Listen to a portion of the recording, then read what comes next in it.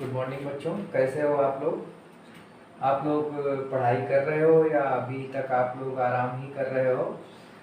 बच्चों, आप लोगों की बोर्ड की परीक्षा बिल्कुल धीरे धीरे आप लोगों के करीब आ रही है, इसलिए आप लोग थोड़ा सा अपना आलस से छोड़ो और पढ़ाई में अगर लगे हो तो बहुत ही अच्छी बात है, और नहीं लगे हो बच्चों तो अच्छे से बिल्कुल अपनी तैयारी शुरू कर दो ताकि बोर्ड की परीक्षा में हम लोग अच्छा परफॉर्म कर सकें।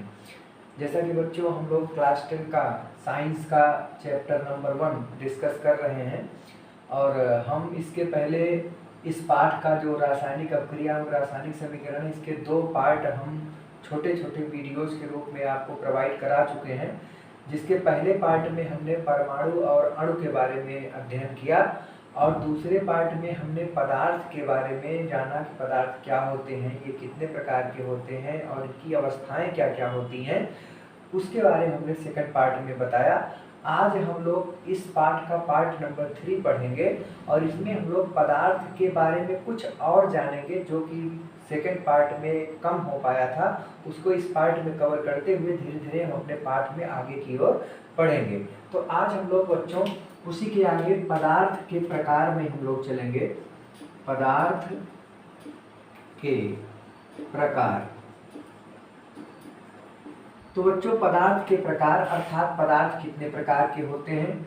तो मुख्यतः पदार्थ 2 प्रकार के होते हैं। पहला शुद्ध पदार्थ और दूसरा अशुद्ध पदार्थ। तो कितने प्रकार के पदार्थ होते हैं बच्चों? 2 प्रकार के होते हैं, शुद्ध पदार्थ और अशुद्ध पदार्थ। अब ये शुद्ध पदार्थ भी, इसके भी 2 बच्चे हैं, ध्यान दें आप लोग। शुद्ध पदार्थ में पहला आता है तत्व और दूसरा आता है इसका बच्चा जो है वो है यौगिक। याद रखें, शुद्ध पदार्थ के 2 बच्चे, तत्व और यौगिक। और अशुद्ध पदार्थ के पास केवल एक बच्चा है और उसका नाम है मिश्रण। तो बच्चों, पदार्थ के प्रकार में हमने देखा कि पदार्थ 2 प्रकार के होते हैं, एक शुद्ध पदार्थ, एक अशुद्ध पदार्थ। शुद्ध पदार्थ में 2 कैटेगरी और आते हैं। शुद्ध पदार्थ में तत्व भी है और यौगिक भी है, और अशुद्ध पदार्थ में मिश्रण है। अब हम लोग इनके बारे में, तत्व, यौगिक और मिश्रण के बारे में हम लोग थोड़ा थोड़ा अध्ययन करेंगे, क्योंकि इनके बारे में अगर जान लेंगे तो हमें रसायन विज्ञान पढ़ने में थोड़ी सी आसानी हो जाएगी, क्योंकि ये सारे शब्द आपको शुरू से लेकर अंत तक रसायन विज्ञान में मिलते हैं और इनके बारे में जानना अति आवश्यक है। इसका आप पहले एक स्क्रीनशॉट ले लीजिए, इसके बाद हम लोग तत्व, यौगिक और मिश्रण के बारे में अध्ययन करते हैं।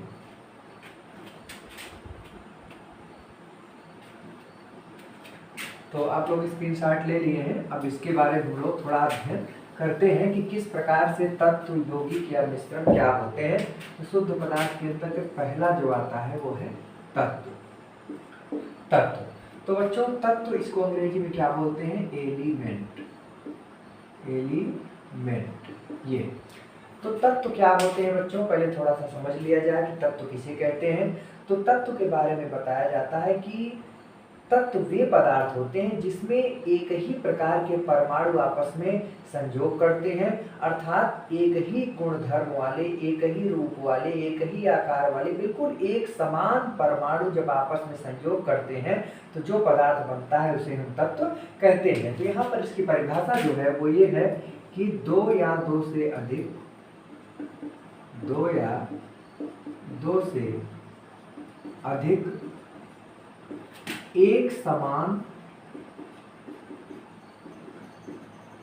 गुणधर्म वाले, एक समान गुणधर्म वाले परमाणुओं के संयोग से तत्व का निर्माण होता है। तत्व का निर्माण होता है।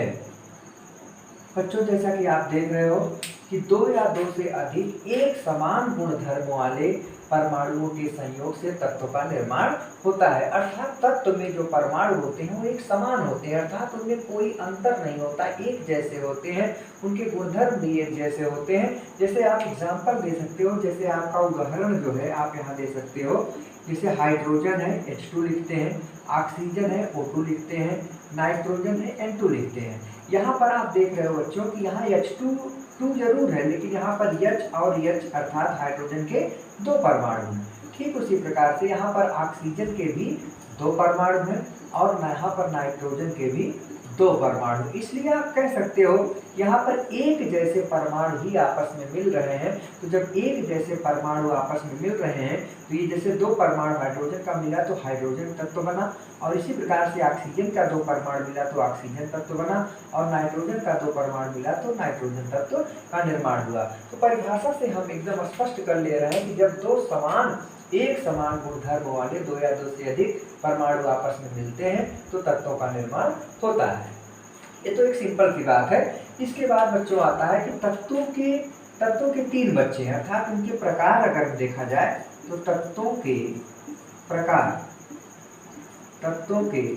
प्रकार बताया जाता है। आप लोग बच्चों ध्यान से सुनो कि तत्वों के 3 प्रकार होते हैं। पहला है आपका धातु, दूसरा है आपका अधातु और तीसरा है बच्चों उपधातु। तो ये 3 बच्चे हैं किसके? तत्व के, धातु, अधातु और उपधातु। ये तीनों जो आपके दिख रहे हैं धातु, अधातु, उपधातु, इनके बारे में एक नया चैप्टर आपका तीसरा चैप्टर है, इसके बारे में हम डिटेल वहाँ पे पढ़ेंगे। यहाँ पर आप केवल इनका नाम जान लीजिए कि तत्व के 3 बच्चे हैं, धातु, अधातु और उपधातु। इतनी बातें आपको तत्वों के बारे में जानना है, समझना है, जिसको आप लोग अच्छे ढंग से ध्यान दीजिएगा और इसका एक स्क्रीनशॉट ले लीजिए और इसको अपने नोट्स में लिखिएगा, ताकि तत्व कभी भी आपको तत्व पूछे जाए तो तत्व के बारे में आप इतनी बातें लिख सकें। इसका एक स्क्रीनशॉट ले लीजिए बच्चों। चलिए, तत्व हो गए। तत्व के बाद हमारा जो शुद्ध पदार्थ आता है वो होता है यौगिक। जैसा कि अभी मैंने आपको बताया था कि यौगिक और तत्व ये 2 बच्चे हैं किसके? शुद्ध पदार्थ के। तो यौगिक के बारे में हम लोग थोड़ा सा अध्ययन करें। यौगिक को अंग्रेजी में हम बोलते हैं कंपाउंड। ये यौगिक क्या होते हैं बच्चों? जैसा कि यौगिक से हम क्या समझते हैं, यौगिक किसे कहते हैं, बार बार ये शब्द आते हैं, तो ये बहुत ही सिंपल है। यौगिक के बारे में कहा जाता है कि जब 2 अथवा 2 से अधिक तत्व एक निश्चित अनुपात में आपस में जुड़ते हैं तो यौगिक का निर्माण होता है। अर्थात यहाँ पर ये बात सबसे इम्पोर्टेंट है कि तत्व 2 या 2 से अधिक तत्व आपस में मिले, लेकिन उनका अनुपात निश्चित हो। अगर अनुपात निश्चित नहीं है तो यौगिक का निर्माण नहीं हो सकता। तो इसकी डेफिनेशन हम कैसे लिखेंगे? जब 2 या 2 से अधिक तत्व आपस में एक निश्चित अनुपात, बहुत ही इंपॉर्टेंट लाइन है, एक निश्चित अनुपात में मिलते हैं तो यौगिक का निर्माण होता है। बहुत ही आसान परिभाषा है बच्चों, ध्यान से आप लोग फिर से एक बार देख लें।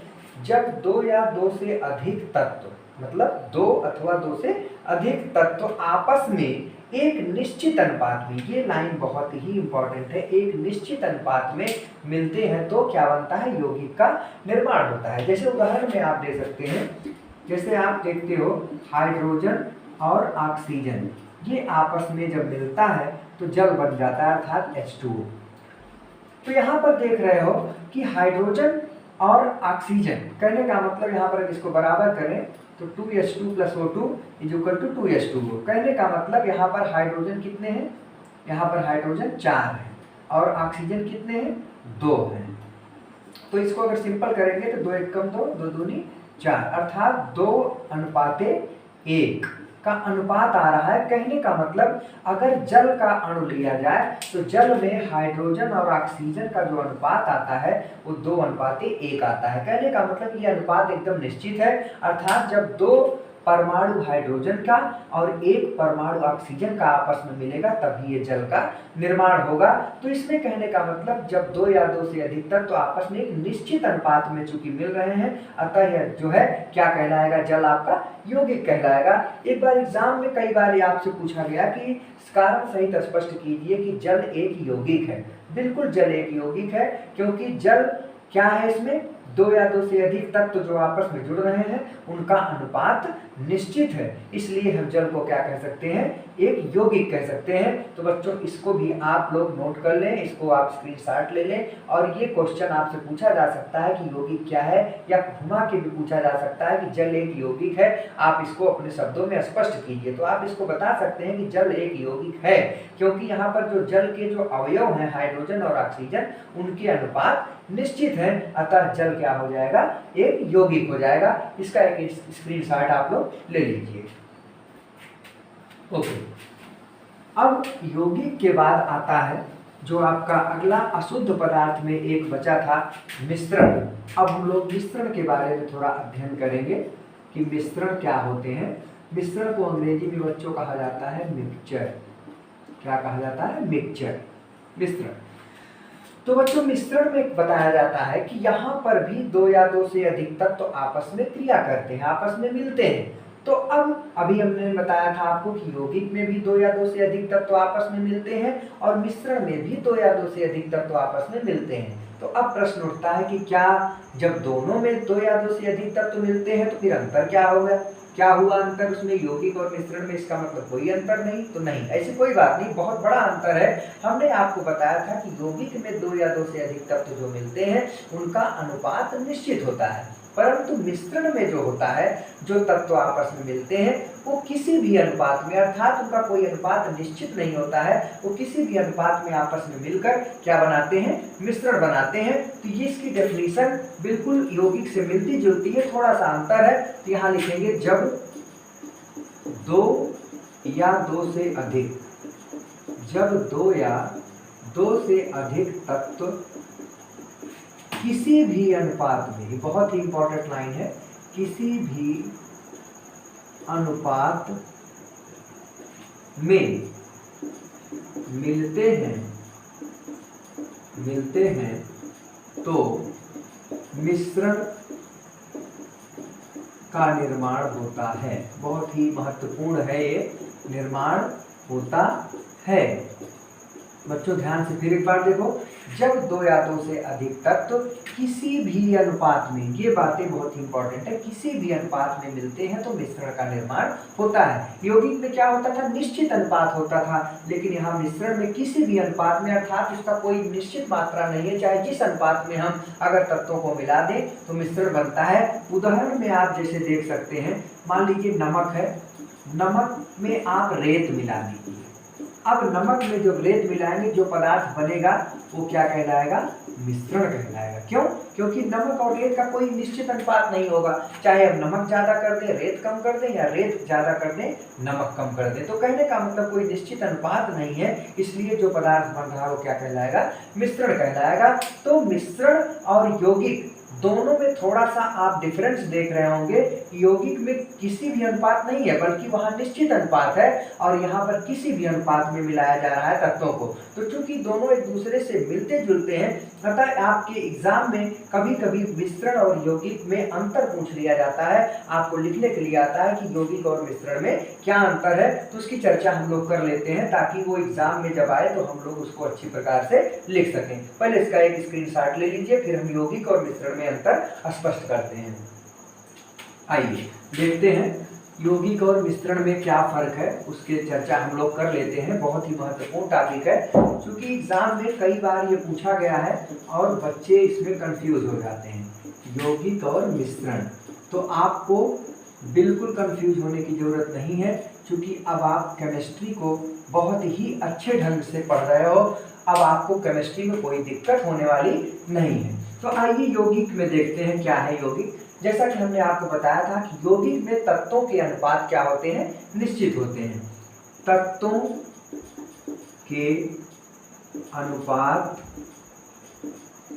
निश्चित होते हैं। हमने आपको बताया था अभी कि यहाँ जब यौगिक बनते हैं तो तत्वों के अनुपात निश्चित होते हैं, और यहाँ पर क्या लिखेंगे, मिश्रण में तत्वों के अनुपात अनिश्चित होते हैं। बिल्कुल अभी अभी आपने देखा था, तत्वों के अनुपात अनिश्चित होते हैं। पहला पॉइंट आपने देखा जो आपने अभी पढ़ा, इसके ऊपर उसी को हमने पॉइंट वाइज लिख दिया। दूसरी बात आप यौगिक में देखेंगे कि यौगिक क्या होता है, शुद्ध होता है। ये जो होते हैं ये शुद्ध होते हैं, यौगिक शुद्ध क्या होते हैं, शुद्ध होते हैं। आपने अभी देखा था शुद्ध पदार्थ में ये आते हैं तत्व और यौगिक, तो ये शुद्ध होते हैं। और मिश्रण में क्या होता है, ये अशुद्ध होते हैं। ये भी आपका एक पॉइंट हो जाएगा, अशुद्ध होते हैं। ये बात बहुत ही सरल है, आप जान भी रहे हो, इसके पहले हम लोगों ने पढ़ा भी। तीसरी बात होता है कि यौगिक जो होते हैं ये समांगी होते हैं, समांगी होते हैं। बहुत ही महत्वपूर्ण पॉइंट है ये। और इसमें क्या हो जाएगा, ये विसमांगी होते हैं, विसमांगी होते हैं। आप लोग बेटा नोट भी करते चलो ताकि आपका नोट्स खूब अच्छे ढंग से बन जाए और एग्जाम में आप अच्छे से उसको लिख सको। अब यहाँ पर दो शब्द आ गए, समांगी और विसमांगी, तो इसको थोड़ा सा हम देख लेते हैं, समांगी और विसमांगी क्या होते हैं। देखो हमने आपको बताया कि यौगिक में क्या होते हैं, जो तत्व होते हैं वो निश्चित अनुपात में मिलते हैं, अर्थात उनकी एक मात्रा जो होती है उनके अवयवों की वो निश्चित होती है। तो निश्चित होने के कारण वो पूरे आयतन में, पूरे स्पेस में समान रूप से वितरित होते हैं। तो समान रूप से चूंकि इनके अवयव वितरित होते हैं, अतः यौगिक जो होते हैं वो समांगी कहलाते, समअंगी, समअंग अर्थात उसके सभी अंग सभी जगह पर समान होंगे, इसलिए यौगिक जो होते हैं समांगी होते हैं, क्योंकि ये शुद्ध होते हैं और इनके अनुपात भी, इनके अवयवों के अनुपात भी निश्चित होते हैं। अभी अभी आपने देखा था कि मिश्रण में क्या होता है कि तत्वों का जो अनुपात होता है वो अनिश्चित होता है। तो अनिश्चित होने के कारण ये हर जगह समान रूप से नहीं फैल पाते हैं, अतः ये क्या होते हैं, विसमांगी होते हैं। तो ये पॉइंट भी इंपॉर्टेंट था आपके लिए। चौथा पॉइंट बेटा है, उदाहरण दे सकते हो, इसमें जल का उदाहरण दे सकते हो, अर्थात H2O। ये भी आपका एक पॉइंट हो जाएगा। अभी आपने देखा था कि जल एक यौगिक है और इसमें आप अभी आपने जो लिखा था रेत प्लस नमक लिख दीजिए, ये आपका उदाहरण हो गया ये मिश्रण का। तो अभी अभी जो हम लोगों ने उसको अलग अलग पढ़ा था, उसको एक कॉलम में हमने व्यवस्थित कर दिया कि यौगिक और मिश्रण ये होते हैं। यौगिक में क्या होते हैं, तत्वों के अनुपात निश्चित होते हैं, इसमें तत्वों के अनुपात अनिश्चित होते हैं। यौगिक क्या होते हैं, शुद्ध होते हैं, और मिश्रण क्या होते हैं, अशुद्ध होते हैं। यौगिक क्या होते हैं, समांगी होते हैं, और मिश्रण क्या होते हैं, विसमांगी होते हैं। यौगिक का उदाहरण आप जल दे सकते हैं और मिश्रण का उदाहरण आप रेत प्लस नमक का उदाहरण आप दे सकते हैं। इस तरीके से ये आपका यौगिक और मिश्रण में क्या डिफरेंस है, क्या अंतर है, उसको हम लोगों ने बारी बारी से देखा।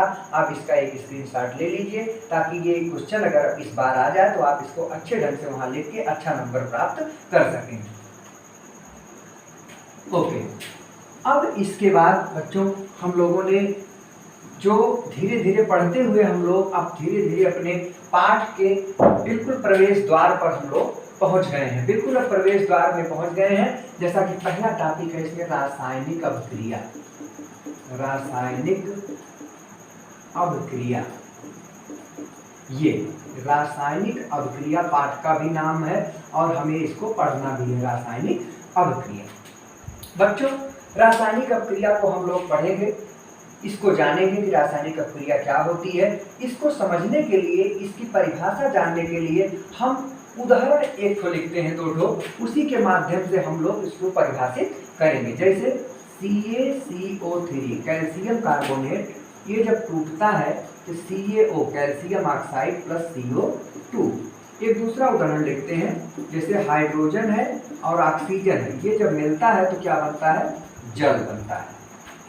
आप इन दोनों अभिक्रियाओं को देखिए, यहाँ पर क्या हो रहा है कि कैल्शियम कार्बोनेट एक ऐसा ये यौगिक है, ये टूट रहा है अकेले, टूटकर दो प्रकार के यौगिकों में टूट रहा है, जैसे कैल्शियम ऑक्साइड और कार्बन डाइऑक्साइड में।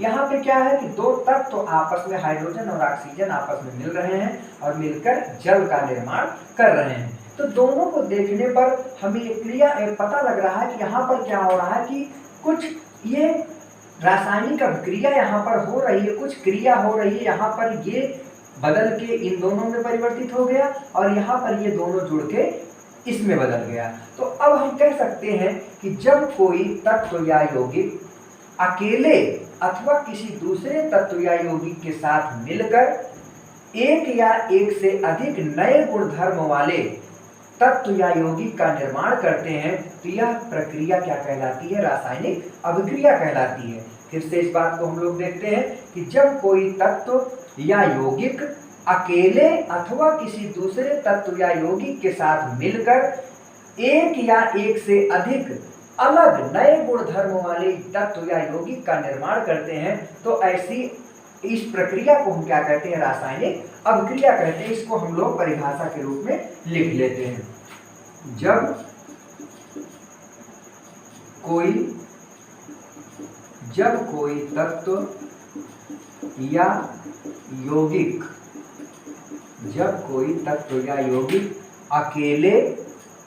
अकेले भी हो सकते हैं, पहले रिएक्शन में अकेले ही है, अकेले अथवा किसी दूसरे तत्व या यौगिक से मिलकर एक या एक से अधिक नए गुणधर्म वाले, एकदम नया गुणधर्म वाला बनता है, नए गुणधर्म वाले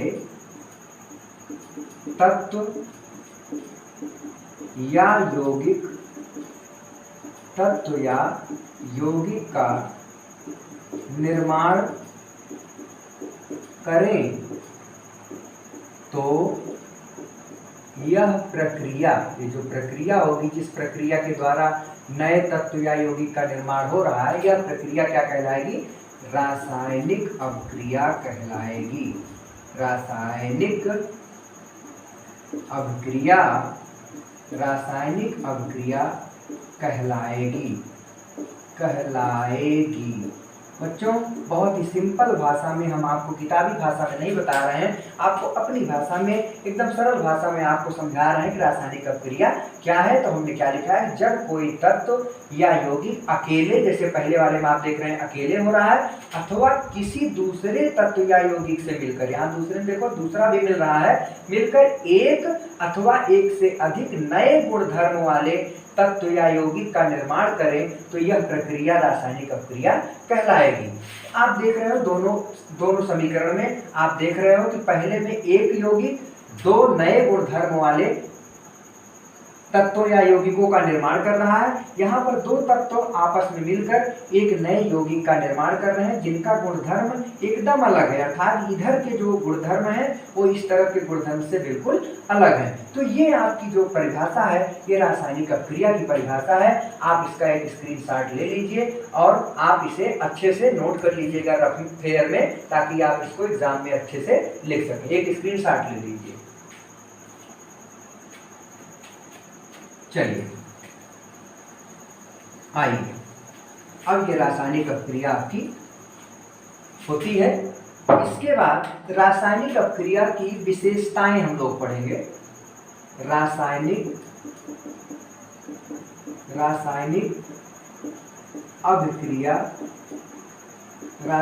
अभिक्रिया की विशेषताएं, क्या उसके गुण हैं, उसके बारे में हम लोग पढ़ेंगे। रासायनिक अभिक्रिया की क्या क्या विशेषताएं होती हैं, कैसे जानेंगे कि यहाँ ये रासायनिक अभिक्रिया हो रही है, उनकी क्या क्या विशेषताएं हैं। तो सबसे पहली विशेषता जो होती है रासायनिक अभिक्रिया की, वो होती है गैस का निर्माण होना। गैस का निर्माण होना कहने का मतलब, अगर कहीं कोई भी प्रक्रिया हो रही है, कोई भी अभिक्रिया हो रही है, तो अगर उसमें गैस कोई बन रही है, कोई गैस का निर्माण हो रहा है, तो हम कहेंगे कि वहां पर रासायनिक अभिक्रिया हो रही है।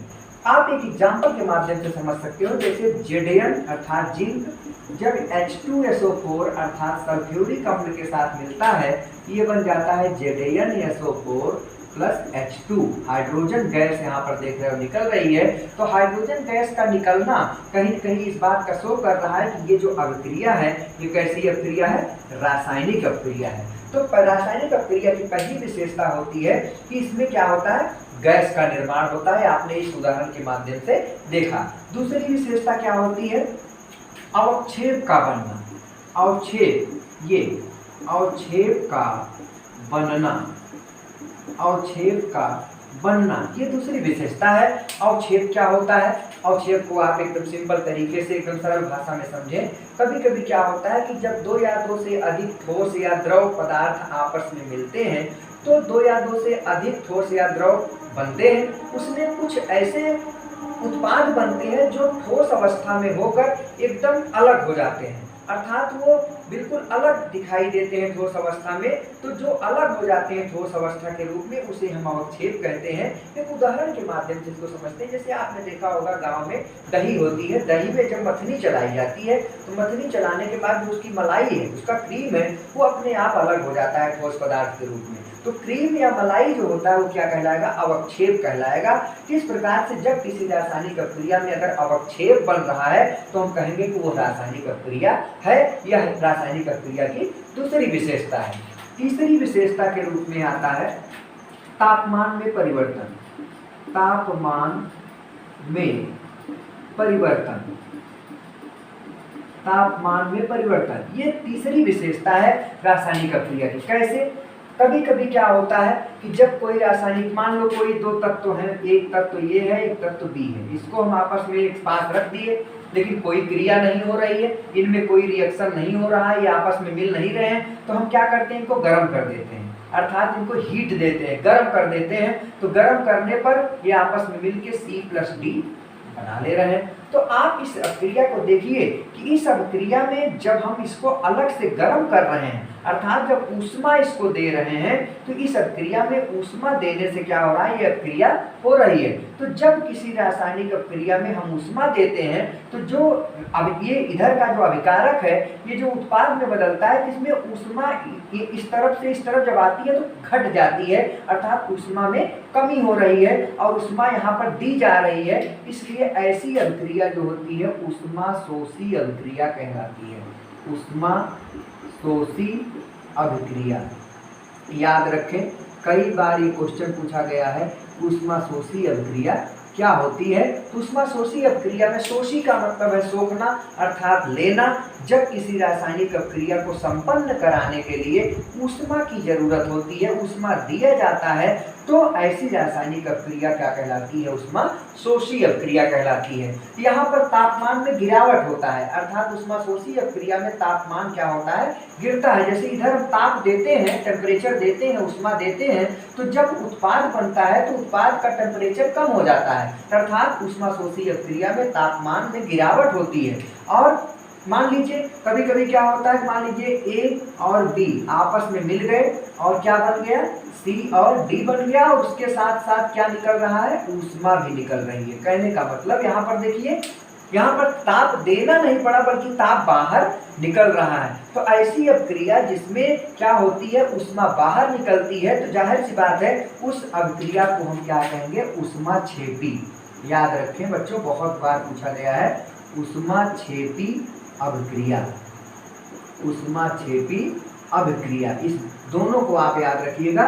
ऊष्मा शोषी में क्या होता है, ऊष्मा देना पड़ता है, सोखता है, और ऊष्मा लेकर रासायनिक अभिक्रिया होती है और इसमें ऊष्मा में गिरावट होता है। क्योंकि इधर ऊष्मा हम देते हैं अभिकारकों को, तो जब उत्पाद बनता है तो उत्पाद में ऊष्मा में कमी आ जाती है। लेकिन यहाँ पर क्या हो रहा है कि अभिकारक आपस में क्रिया कर रहे हैं, उत्पाद बना रहे हैं और साथ में ऊष्मा निकल रही है। इसका मतलब ऊष्मा में वृद्धि हो रही होगी, जब ज्यादा होगा तभी तो निकलेगा।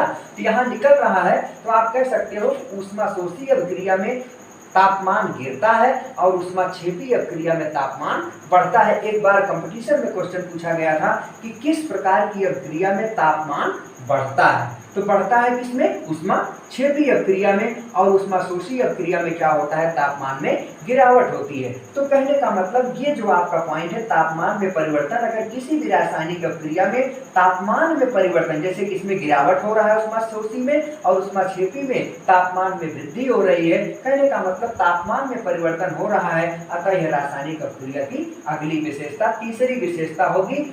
इसको आप, बहुत ही इंपॉर्टेंट है, इसको आप ध्यान से देखिएगा। चौथी विशेषता भी आप देख सकते हैं, रंग परिवर्तन। रंग परिवर्तन ये रासायनिक अपक्रिया की चौथी विशेषता है। रंग परिवर्तन क्या है?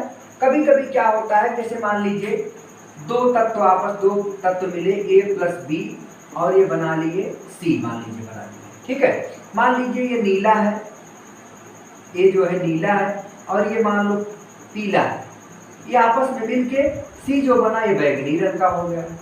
तो आप यहाँ देख रहे हो कि यहाँ पर रंग में टोटल परिवर्तन हो रहा है, अर्थात ये नीला और पीला मिलके पूरा बैगनी बना दे रहे हैं। तो जब रंग में भी परिवर्तन होता है तब भी रासायनिक अपक्रिया मानी जाती है, और वहाँ वो भी एक रासायनिक अपक्रिया की एक क्या हो जाती है? विशेषता हो जाती है बच्चों। तो इस तरीके से आप इन सब बातों को आप भली भांति देख सकते हैं और आप इसको अच्छे से समझ सकते हैं। इसके बाद आपको हम बता दें एक विशेषता और, आप इधर देख लें, अवस्था परिवर्तन। ये पांचवी विशेषता है, ध्यान से देखिएगा। अवस्था परिवर्तन ये भी एक विशेषता है रासायनिक अपक्रिया की। अवस्था परिवर्तन, अवस्था परिवर्तन में क्या होता है आप जानते हैं? जब कोई रासायनिक अपक्रिया होती है तो पता लगा ठोस और ठोस के बीच में जब रासायनिक अपक्रिया हुई तो जो उत्पाद बना, हो सकता है वो द्रव हो सकता है वो गैस हो। तो क्या होता है कि अभिकारक किसी दूसरी अवस्था में होते हैं और उत्पाद किसी दूसरे अवस्था में होते हैं। जैसे मान लीजिए ये A और B ये आपस में मिलके C बना दिए। मान लीजिए A भी ठोस अवस्था में है और B भी क्या है? ठोस अवस्था में है, लेकिन जो C बन गया ये किस अवस्था में आ रहा है? द्रव।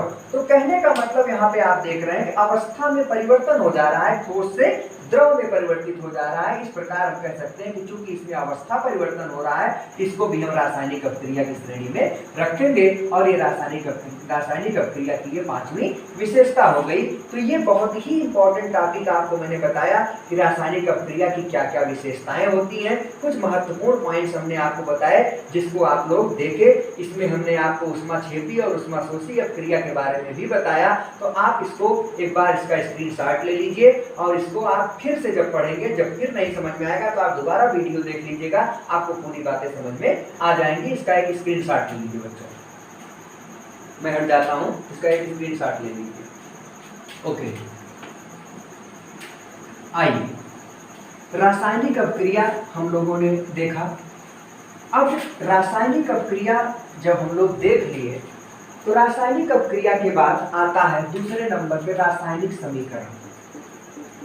रासायनिक समीकरण बहुत ही इम्पोर्टेंट है। आपके पाठ में हम लोग धीरे धीरे पहुंच गए और प्रवेश कर लिए, बाउंड्री को पार कर लिए हैं हम लोग, क्योंकि ये धीरे धीरे प्रवेश कर रहे हैं हम लोग पाठ के अंदर। तो पाठ के अंदर हम लोग रासायनिक अपक्रिया पढ़े, उसकी विशेषताओं को पढ़े और अब रासायनिक समीकरण को हम लोग पढ़ेंगे। जैसे आप रासायनिक समीकरण को पढ़ने के लिए आप थोड़ी सी बात समझिए। जैसे आपका है हाइड्रोजन, हाइड्रोजन और ऑक्सीजन, ये जब आपस में मिलते हैं तो क्या बन जाता है बच्चों? जल बन जाता है। क्या बन जाता है? जल बन जाता है। तो ये जो आप देख रहे हो कि हाइड्रोजन और ऑक्सीजन आपस में मिलता है तो जल बन जाता है, ये क्या है? क्योंकि हाइड्रोजन गैस है, ऑक्सीजन भी गैस है और जल क्या है? द्रव अवस्था में है। तो यहाँ पर देखो अवस्था में परिवर्तन हो जा रहा है। या ये क्या है? गैस है और ये क्या है? ये भी गैस है। लेकिन द्रव, जल क्या है? ये किस अवस्था में होती है? द्रव अवस्था में होती है। तो आप कह सकते हो कि यहाँ पर अवस्था परिवर्तन, जो कि अभी हमने पॉइंट्स में आपको बताया था विशेषता में, कि जब अवस्था में भी परिवर्तन होता है तब भी उसको हम क्या कहेंगे? रासायनिक अभिक्रिया कहेंगे। इसका मतलब ये रासायनिक अभिक्रिया है। क्यों है? क्योंकि इसमें अवस्था में परिवर्तन हो रहा है और एक नया पदार्थ भी, नया गुणधर्म वाला पदार्थ भी बन रहा है, इसलिए ये रासायनिक अभिक्रिया कही जाएगी। अब ये थोड़ा सा बड़ा दिख रहा है। अब हाइड्रोजन को अगर हम क्या लिख दें? H2 लिख दे और प्लस है प्लस लगा दे, ऑक्सीजन को क्या लिखते हैं O2 लिखते हैं, और जल का फार्मूला क्या होता है H2O। तो इस तरीके से आप देख रहे हैं कि जब हम किसी रासायनिक अपक्रिया, तो रासायनिक अपक्रिया है, जब किसी रासायनिक अपक्रिया में प्रयुक्त होने वाले तत्वों को उनके प्रतीकों के रूप में हम लिख देते हैं, तो जब प्रतीकों के रूप में निरूपण कर देते हैं तो वह रासायनिक अपक्रिया क्या कहलाती है, रासायनिक समीकरण कहलाती है। ये समीकरण हो गया रासायनिक समीकरण, रासायनिक समीकरण ये कहलाएगा। कब कहलाएगा, जब हम रासायनिक अपक्रिया को प्रतीकों के माध्यम से, ये तो रासायनिक अपक्रिया है, ध्यान दीजिएगा थोड़ा थोड़ा अंतर है रासायनिक अपक्रिया।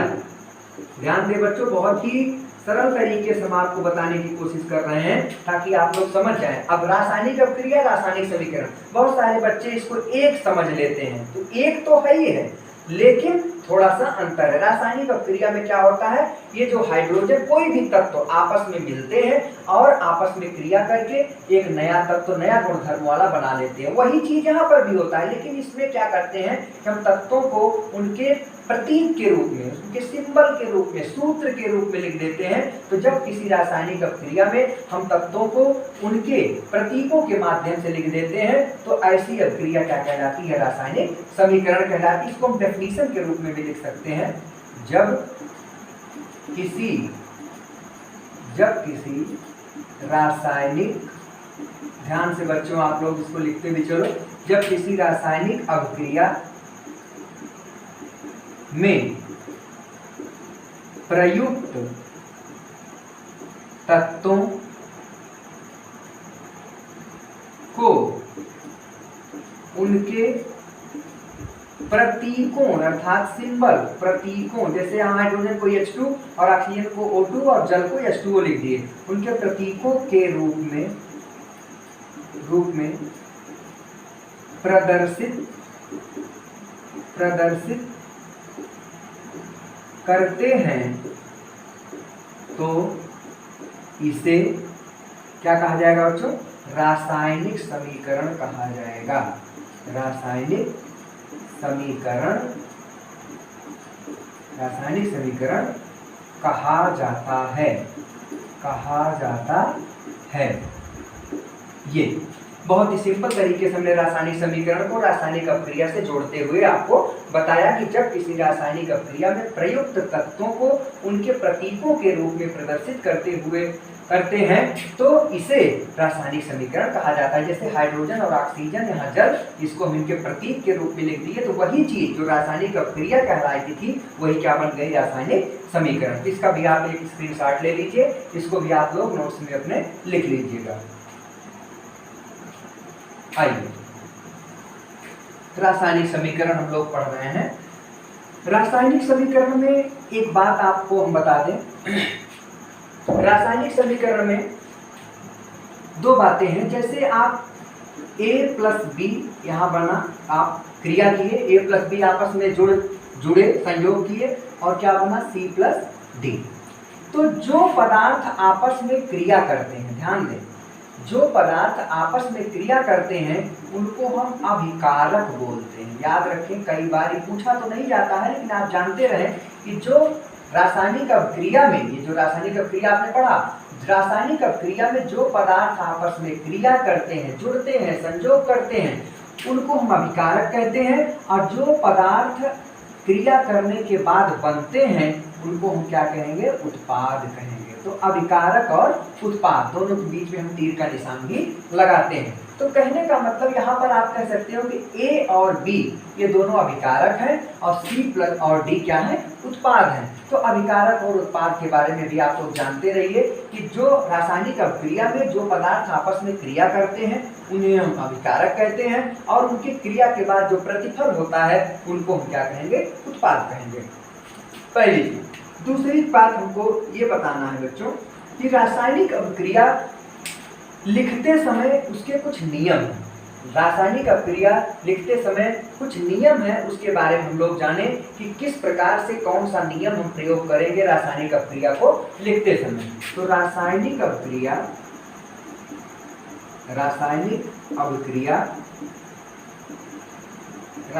अपक्रिया को लिखने का नियम। कुछ नियम है, साधारण सा नियम है, बहुत सिंपल है, कोई नया नहीं है, आप लोग जानते भी हैं, लेकिन इसको थोड़ा सा हम लोग चर्चा कर लें कि क्या नियम है रासायनिक अभिक्रिया को लिखने का। तो पहला नियम है बच्चों कि अभिकारक को बाईं ओर और उत्पाद को दाहिनी ओर लिखते हैं। इस बात को लिख लेंगे, अभिकारक और उत्पाद आप समझ गए हैं। अभिकारकों को बाईं ओर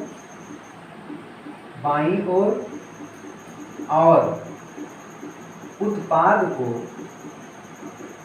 दाहिनी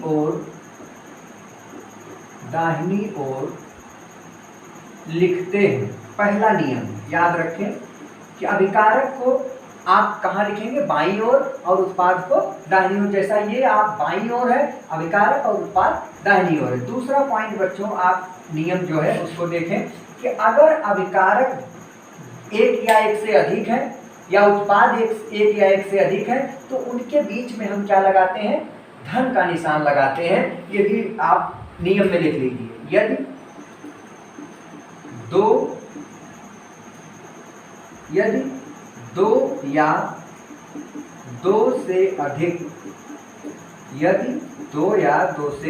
अधिक अभिकारक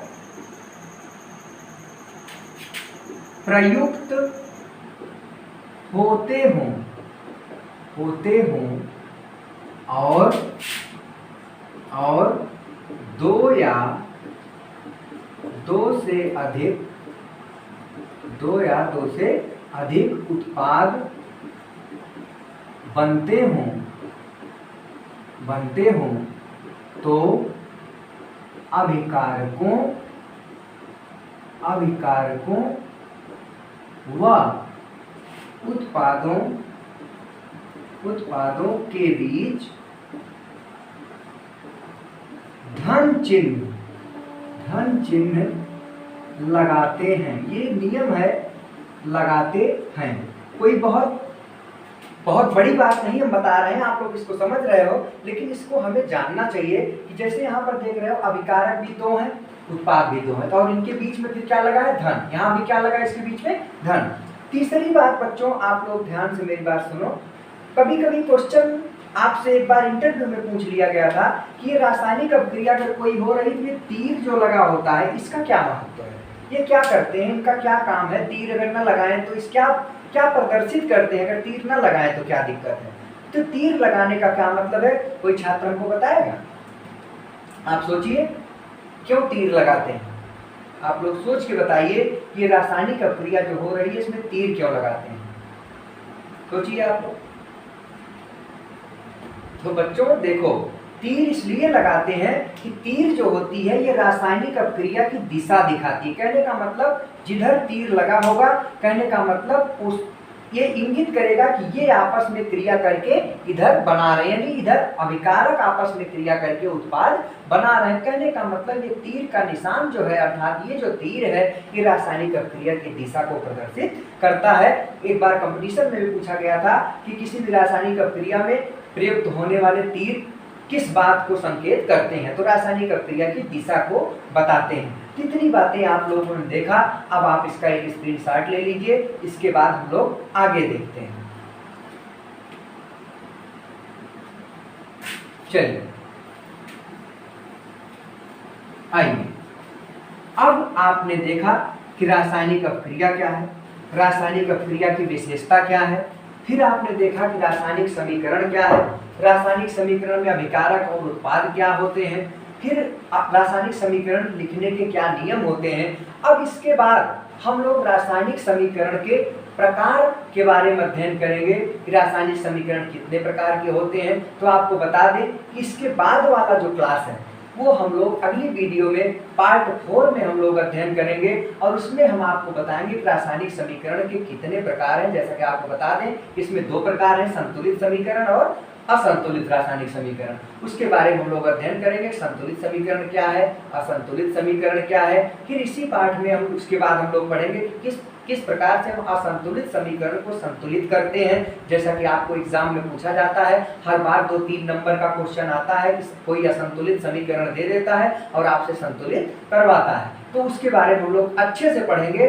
इसमें कोई दिक्कत नहीं होगी, आप एक बार क्लास देख लेंगे तो 100% मैं दावा करता हूं कि आप कोई भी रासायनिक समीकरण अगर असंतुलित रहेगा तो आप उसको संतुलित कर लेंगे। उसके बाद भी इस चैप्टर में जो कुछ भी बचा है, बहुत सारी चीजें, जैसे बहुत सारे समीकरण आप देखोगे, जैसे विस्थापन अपक्रिया क्या है, द्विविस्थापन अपक्रिया क्या है, अवक्षेपण क्या है, उदासीनीकरण क्या है, द्विविस्थापन क्या है, इसके बारे में भी हम लोग इसी चैप्टर में पढ़ेंगे और अगली वीडियो में पढ़ेंगे। इसके बाद हम लोग आगे का वीडियो नेक्स्ट टाइम में देखेंगे। लेकिन आप लोगों से अनुरोध है, अगर आप लोगों को ये क्लास अच्छा लगा हो बच्चों, तो आप लोग एक लाइक जरूर करिएगा और अपने दोस्तों में शेयर जरूर करिएगा। और अगर आप नए हो तो हमारे चैनल को सब्सक्राइब करिए, ताकि हम भी मोटिवेट होकर आपको पढ़ाएं और अच्छे ढंग से आपका कोर्स पूरा हो और आप परचम लहराएं और खुश हो जाएं कि हाँ, किसी व्यक्ति ने साइंस आपको पढ़ाया और हमने साइंस में 100 में 100 नंबर प्राप्त किया। Thank you very much.